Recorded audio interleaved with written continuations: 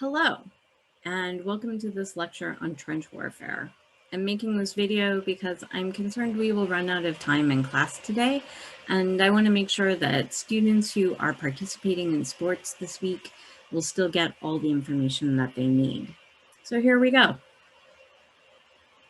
We're going to be talking about trench warfare on the Western Front. While trenches were used in other locations, really they're famously used in the Western Front. This is the main type of fighting that occurs in France and Belgium during this war. This is a diagram of a trench from the Western Front, and I want to point out a couple of features. First of all, I want you to notice that these trenches are not dug in straight lines. They're dug in a zigzag pattern. And the reason for that is if a bomb exploded in one section, those zigzags would protect people from the blast. If you have just a straight line and a bomb lands in the middle, the blast will be channeled in either direction and can kill a lot more people. So this was just one way to protect folks. The headquarters where people could sleep and cook are underground, which is fine and protects you from bombs, but is not great when it rains because those areas fill up with water first. You're also going to see lots of barbed wire on the edges of the trenches. This is to stop enemy soldiers from getting into your trench, but it also makes it really hard to get out of your trench to attack the enemy. And many people died because they got stuck on that barbed wire. I think that's all I'm going to talk about with this section, but here's some terminology for the different areas of the trench. Now, trenches were set up facing each other, and in between them was an area called no man's land. This area was called that because you couldn't survive crossing it. And I'm going to show you a little diagram to explain that in a moment. But I want to point out that you have barbed wire first, then a series of trenches, and finally the big cannons way in the back. These here are more barbed wire, and the machine guns are in this area right here. So life in the trenches is exceptionally dangerous. There are so many ways to die. You can die by being hit by a bomb. You can die by being hit by a mortar, which is a different type of bomb. You can also have massive internal brain damage from the percussion that happens when those bombs explode. So even if you aren't hit by a bomb, the air that is displaced when those bombs explodes slams into you and actually causes micro tears in your brain tissue, which can lead to permanent brain damage. That was how many people suffered from shell shock. Shell shock is what happens when so many bombs go off in a row that your nervous system just can't handle it anymore. And all that pressure slamming your brain inside your skull back and forth causes too much damage, and you just stop being really functional. You could die by being hit by a machine gun.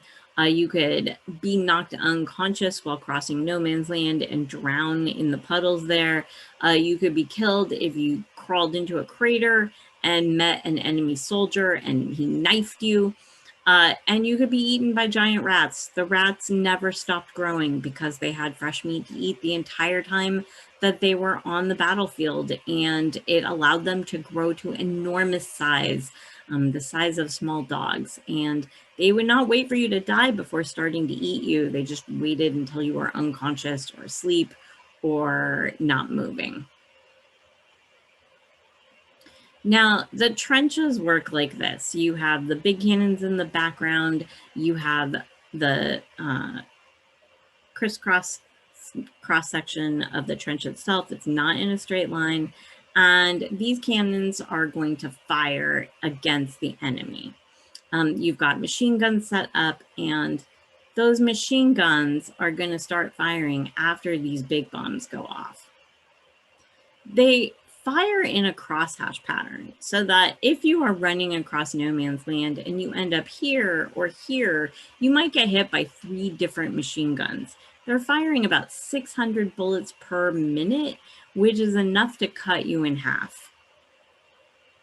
And the enemy's doing the same thing. So when soldiers were ordered to leap out of their trenches, run across no man's land, leap into the trench of their enemy, kill everyone there, and take the trench, the result was everyone dies. I mean, that's basically what happens. You're running, maybe your own side stops firing while you're in range, but the minute you get to the enemy side, they're going to mow you down.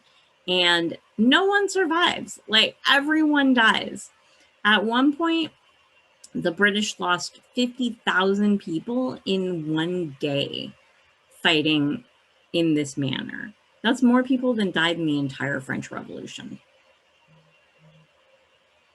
So we've talked a little bit about no man's land, and if you want to actually copy these notes into your own notes for reference, go ahead.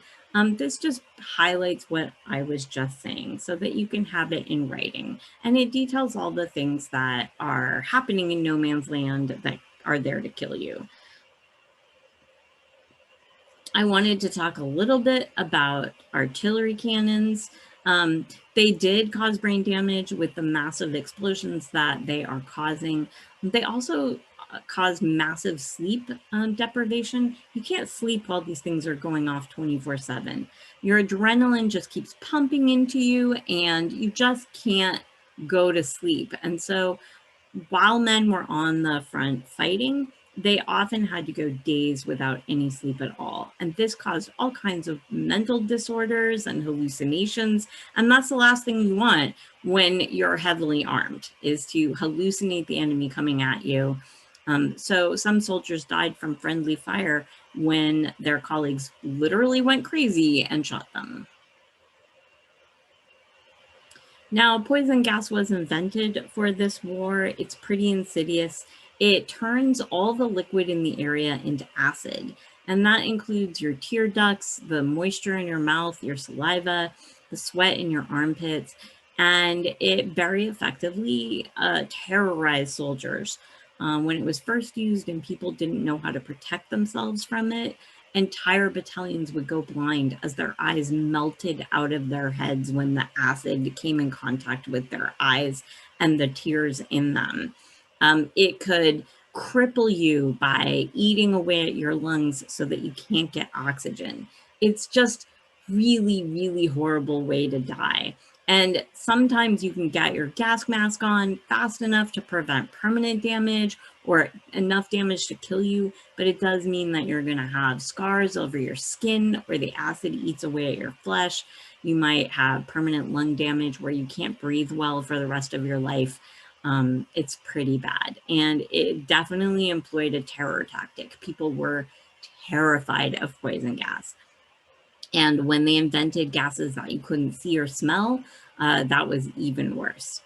Now, we talked a little bit about the machine gun already and how deadly it was. This is probably the deadliest weapon of World War I. More people die from machine gun bullets than anything else. And when you get hit with 600 bullets in a minute, you can understand why. Now, disease was also a problem during this fight. Torrential rains left the trenches a soggy mess, and there's no real toilets there. So if you have to go to the bathroom, you kind of do it where you're standing, which means you're standing in other people's potty. People got sick, they threw up, they had diarrhea, all that's in there too. You've got decomposing bodies, adding a rich miasma of microorganisms to the mix, and you're basically surrounded by all of it and you can't get away. You can't get clean. There isn't enough water. There isn't enough clean water even to drink. So lots of people are sick. They did have a unique problem, which was a disease called trench foot, where if you were standing in this muck for too long, your feet would start to rot away. You don't really notice because you're so traumatized by what's going on and so sleep deprived and so freaked out that you're going to die at any moment. But when you finally get moved off of the front and take your boot off, your foot might come with it. So it's some pretty awful stuff. And shell shock, of course, is incredibly crippling. It's brain damage. Many soldiers were accused of being cowards when really they just had nervous systems that had shut down from too much terror and from these percussive elements. All right, that's the end of my lecture on trench warfare. You are welcome to refer back to this video if you find it helpful. We're going to move on now as a class to the 3D trench activity in your SAVAS materials, and that's going to give you even more information. You only need to do steps 1 and 2 out of all of them. You're not going to be doing the writing activity. You're just going to be looking at the information.